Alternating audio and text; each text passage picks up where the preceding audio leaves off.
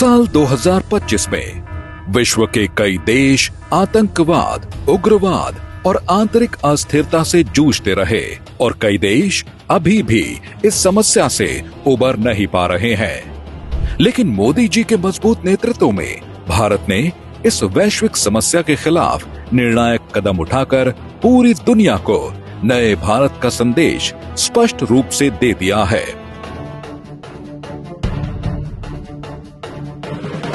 बाईस अप्रैल 2025 को जब पहलगाम की शांत वादियां पाकिस्तान प्रायोजित आतंकवाद की बर्बरता से लहूलुहान हो गई थी, 26 मासूम भारतीयों की हत्या ने पूरे देश को झकझोर दिया था।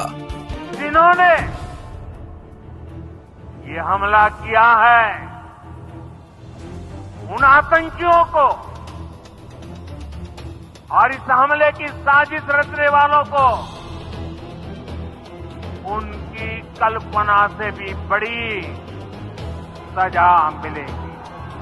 अब आतंकियों की बची खुची जमीन को भी मिट्टी में मिलाने का समय आ गया है।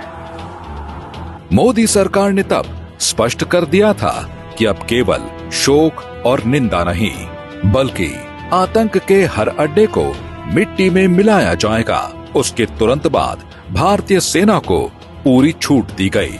नतीजतन 7 मई 2025 की आधी रात भारतीय सशस्त्र बलों ने ऑपरेशन सिंदूर को अंजाम दिया। महज 22 मिनट में पाकिस्तान में स्थित 9 आतंकी ठिकानों को तबाह कर दिया गया और 100 से ज्यादा आतंकियों को एक झटके में खत्म कर दिया गया। भारत की यह कार्रवाई सिर्फ सैन्य जवाब नहीं थी, बल्कि उन माताओं, बहनों और पत्नियों के सिंदूर का जवाब था जिसे आतंकियों ने उजाड़ने की हिम्मत की थी। मोदी सरकार यह भली भांति जानती है कि खतरा केवल सीमाओं के बाहर नहीं, बल्कि देश के भीतर भी मौजूद है और इसी खतरे को नेस्तनाबूद करने के लिए वर्ष 2025 में देश के अंदर दशकों से पनप रहे वामपंथी उग्रवाद के खिलाफ निर्णायक कार्रवाई की गई। 31 मार्च 2026 तक भारत को पूरी तरह नक्सल मुक्त बनाने का संकल्प लिया गया। हमारा संकल्प कि 31 मार्च 2026 इस देश को नक्सल समस्या से हमेशा के लिए मुक्त कर इस वर्ष के आंकड़े बताते हैं कि यह संकल्प अब हकीकत के बेहद करीब है। वर्ष 2014 में जहां देश में 126 जिले नक्सल प्रभावित थे, वहीं 2025 में यह संख्या घटकर सिर्फ 11 रह गई है।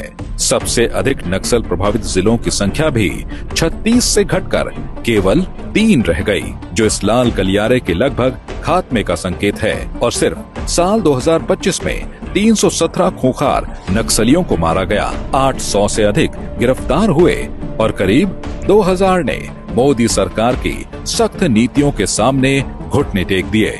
यह वामपंथी उग्रवाद को अब तक की सबसे बड़ी चोट साबित हुई है। जहां कभी बंदूकों की दहशत थी, वहां अब विकास की आवाज सुनाई दे रही है।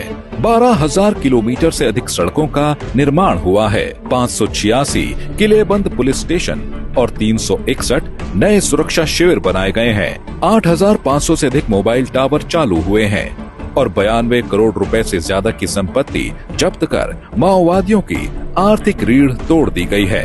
लाल गलियारे में अब तिरंगे का सम्मान और कानून का राज स्थापित हो चुका है।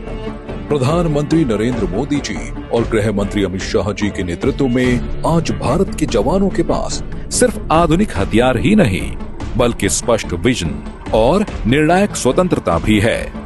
संदेश बिल्कुल साफ है, जो निर्दोषों का खून बहाएगा उसे नया भारत किसी भी कीमत पर नहीं बख्शेगा।